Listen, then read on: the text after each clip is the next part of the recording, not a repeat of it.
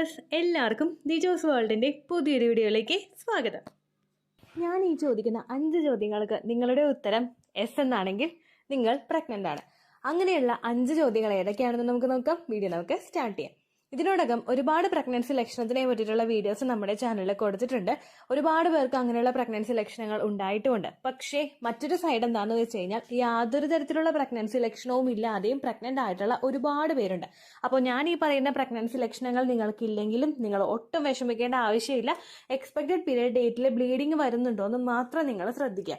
ഇനി നിങ്ങൾക്ക് ബ്ലീഡിങ് വരുന്നുണ്ടെങ്കിൽ കൂടി തന്നെ പോകുന്ന രക്തത്തിന്റെ അളവ് എത്രത്തോളം ആണെന്നുള്ള കാര്യം കൂടി നിങ്ങൾ മോണിറ്റർ ചെയ്യണം.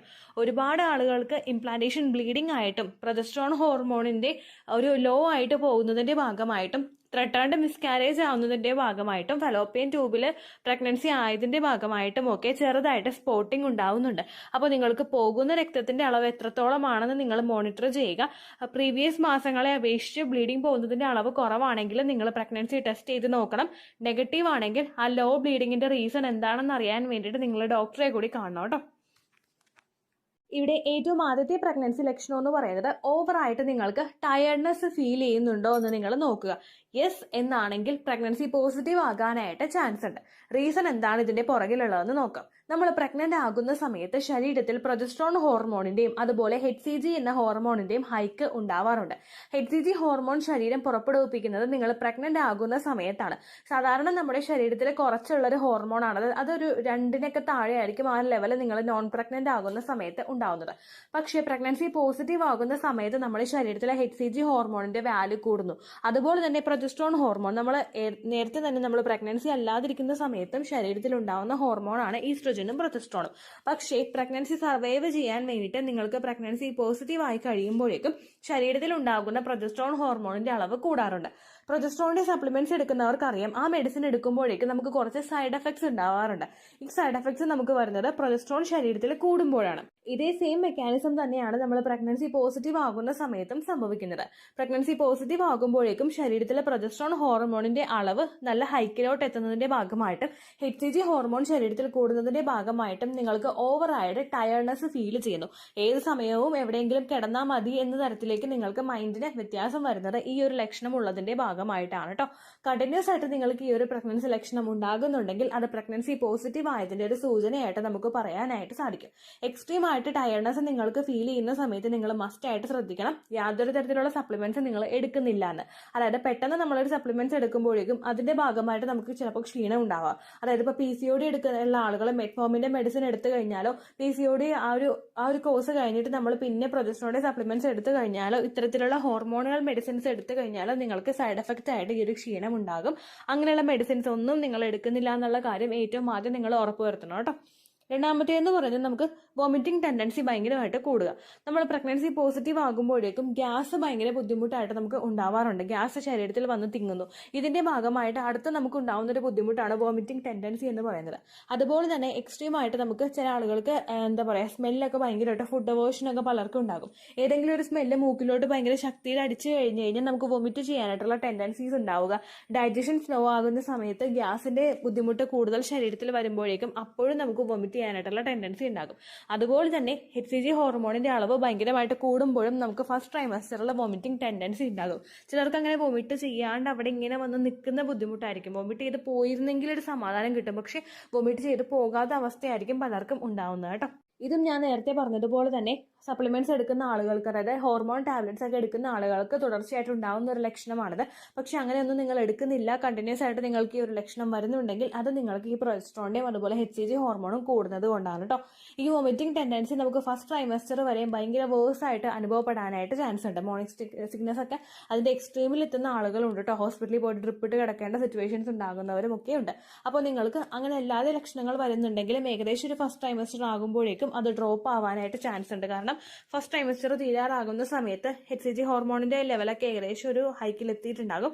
അതുകൊണ്ട് പിന്നീട് അങ്ങോട്ടേക്ക് ഒരുപാട് ഹൈക്ക് ആ ഒരു ഹോർമോൺ ഇല്ലാത്തത് കൊണ്ട് നിങ്ങൾക്ക് ആ ഒരു ലക്ഷണമൊക്കെ ആ സമയം എത്തുമ്പോഴേക്ക് സ്റ്റോപ്പ് ആകാനായിട്ട് ചാൻസ് ഉണ്ട് കേട്ടോ. രണ്ടാമത്തെ ലക്ഷണം അതാണ്. അങ്ങനെ വരുന്നുണ്ടെങ്കിൽ നിങ്ങൾക്ക് പ്രഗ്നൻസി പോസിറ്റീവ് ആകാം കേട്ടോ.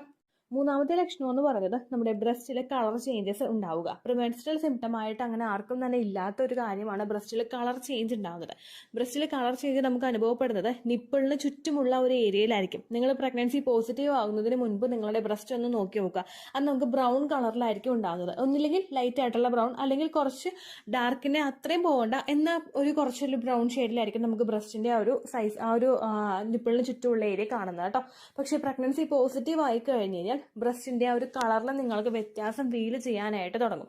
ആ ഒരു ചുറ്റുമുള്ള ഏരിയ നമുക്ക് വലുതാവാനായിട്ട് തുടങ്ങും. അതുപോലെ തന്നെ നമ്മുടെ ആ ഒരു കളർ ചേഞ്ച് ഭയങ്കര ബ്ലാക്കിലോട്ട് അത് ചേഞ്ച് ആവാനായിട്ട് തുടങ്ങും.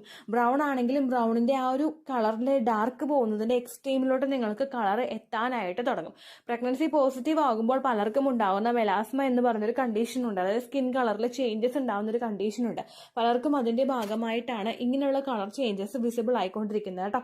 പ്രഗ്നൻസിയുടെ ഫസ്റ്റ് ട്രൈമസ്റ്ററിൽ തന്നെ എല്ലാവർക്കും ഉണ്ടാകുന്ന ഒരു വ്യത്യാസമാണിത്.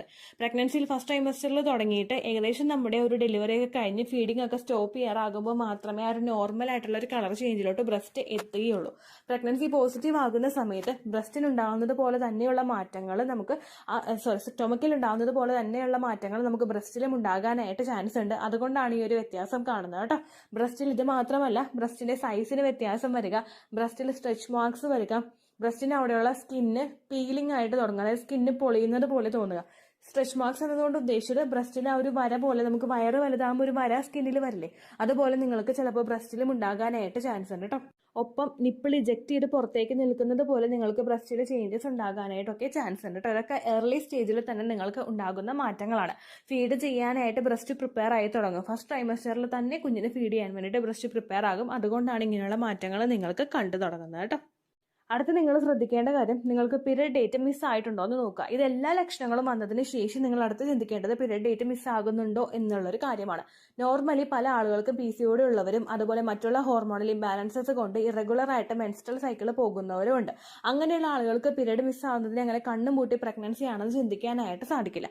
പക്ഷെ അങ്ങനെയൊന്നും ഇല്ലാതെ റെഗുലർ ആയിട്ട് മെൻസ്ട്രൽ സൈക്കിൾ പോകുന്ന ഒരാൾക്ക് ജസ്റ്റ് ഒന്ന് സഡൻ ആയിട്ട് പീരിയഡ്സ് അങ്ങനെ മിസ് ആയിട്ട് ഇതുപോലെ കണ്ടിന്യൂസ് ലക്ഷണങ്ങൾ വരുന്നുണ്ടെങ്കിൽ അത് പ്രഗ്നൻസി പോസിറ്റീവ് ആയതിന്റെ ആകാനായിട്ട് ചാൻസ് ഭയങ്കര കൂടുതലാണ് കേട്ടോ.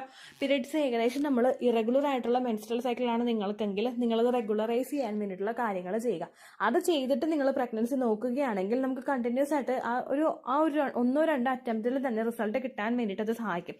ഇന്ന് നമ്മൾ അത് കൺട്രോൾ ചെയ്യുന്നില്ല, പീരിയഡ്സ് നമ്മൾ റെഗുലർ ആക്കാതെ തന്നെ പ്രഗ്നൻസി നോക്കുകയാണ്, ഹോർമോൺ ഇഞ്ചക്ഷൻസ് എടുക്കുകയാണ്, അങ്ങനെയൊക്കെ പോകുന്നുണ്ടെങ്കിൽ നമുക്ക് സക്സസ് കിട്ടാനായിട്ടുള്ള ചാൻസ് കുറച്ചൊന്ന് നീണ്ടു പോകും കേട്ടോ.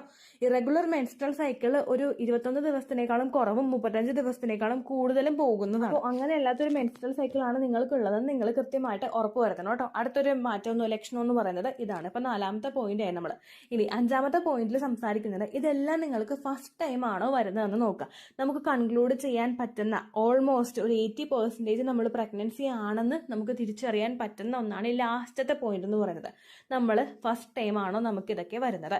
സാധാരണ പല ആളുകൾക്കും പ്രിമെൻസ്ട്രൽ സിംറ്റംസ് ഉണ്ടാകാറുണ്ട്. പ്രിമെൻസ്ട്രൽ സിംറ്റംസ് എന്ന് പറയുന്നത് പീരിയഡ്സ് ആകുന്നതിന് തൊട്ട് മുമ്പ് നമുക്ക് ഹോർമോൺ ചേഞ്ചസ് കൊണ്ട് ശരീരത്തിൽ ഉണ്ടാകുന്ന മാറ്റങ്ങളാണ്.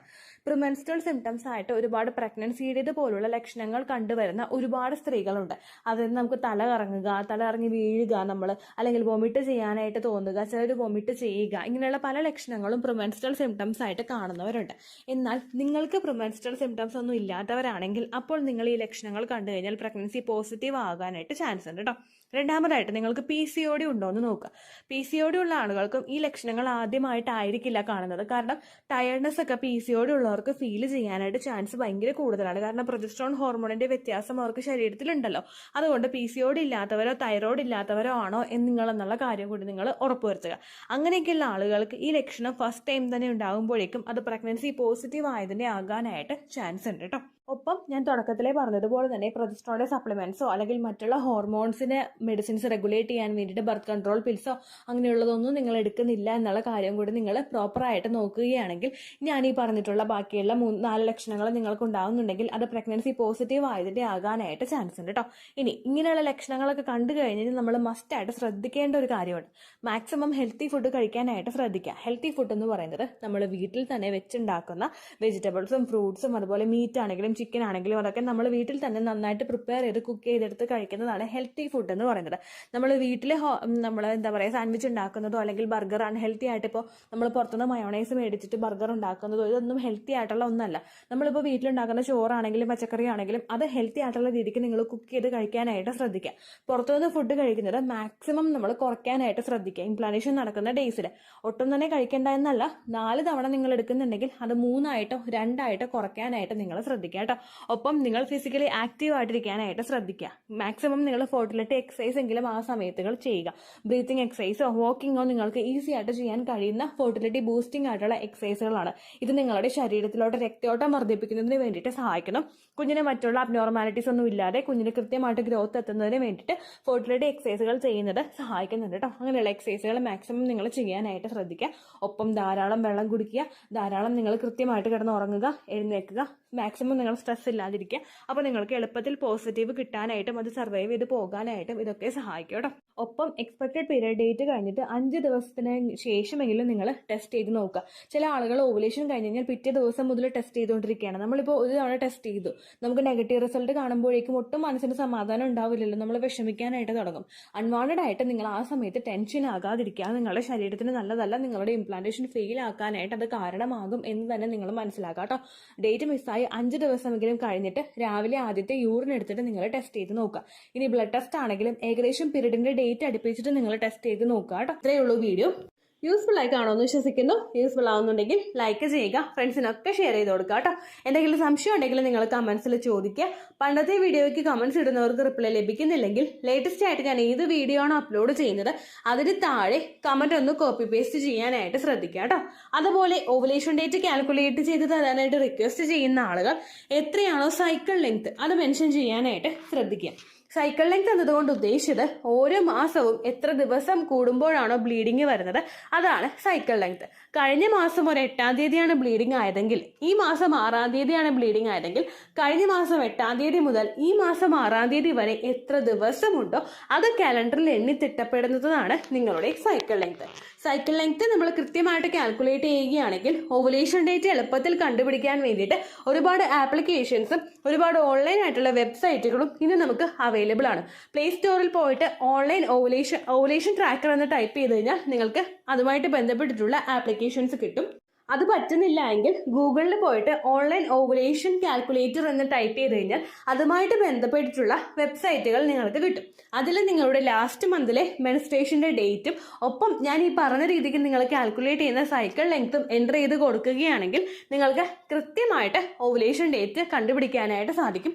ഫെർട്ടൈൽ ടൈം പീരീഡും നിങ്ങൾക്ക് കിട്ടും. അതായത് എത്ര ദിവസം മുതൽ കോൺടാക്ട് ചെയ്ത് തുടങ്ങിക്കഴിഞ്ഞാൽ നിങ്ങൾ പ്രഗ്നൻ്റ് ആകും എന്നുള്ളൊരു ഡേറ്റും നിങ്ങൾക്ക് പ്രോപ്പറായിട്ട് കിട്ടും കേട്ടോ. ഇത് കാൽക്കുലേറ്റ് ചെയ്യുന്ന സമയത്ത് സൈക്കിൾ ലെങ്ത് കാൽക്കുലേറ്റ് ചെയ്യുന്ന സമയത്ത് നിങ്ങളുടെ ആ ഒരു കലണ്ടറിൽ നോക്കി തന്നെ നിങ്ങൾ കാൽക്കുലേറ്റ് ചെയ്യുക. പല മാസങ്ങളിലും 30-31 ദിവസമുണ്ട്, അതുകൊണ്ടാണ് അങ്ങനെ പറഞ്ഞത്. ഒപ്പം നിങ്ങൾക്ക് ബ്ലീഡിങ് തുടങ്ങിയ ദിവസത്തിന് വേണം നിങ്ങൾ ഡേ 1 ആയിട്ട് എടുക്കാൻ വേണ്ടിയിട്ട്. സ്പോട്ടിങ് തുടങ്ങിയ ദിവസത്തിനെ, അതായത് ചെറുതായിട്ട് ഡിസ്ചാർജ് പോയി തുടങ്ങിയ ദിവസത്തിനെ നിങ്ങൾ കൺസിഡർ ചെയ്യേണ്ട ആവശ്യം ഇല്ല കേട്ടോ. അപ്പോൾ ഇത്രയേ ഉള്ളൂ വീഡിയോ. അടുത്തൊരു വീഡിയോ ആയിട്ട് നമുക്ക് വീണ്ടും കാണാം. ബൈ.